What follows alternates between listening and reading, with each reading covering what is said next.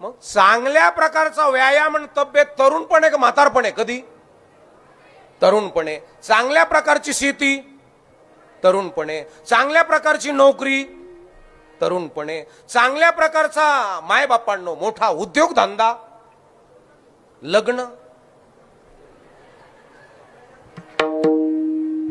या सगळ्या गोष्टी तरुणपणे. परमार्थ बाप पलबन बाबा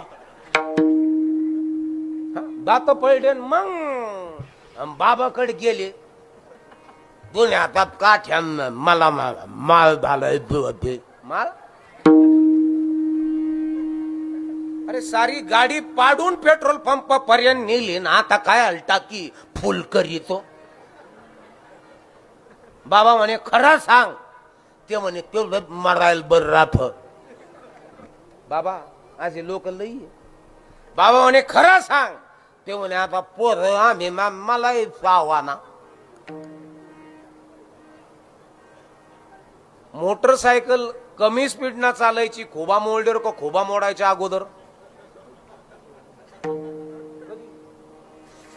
दारू कधी सोडायची? 40 एकर संपल्यावर का 40 एकर संपायच्या अगोदर?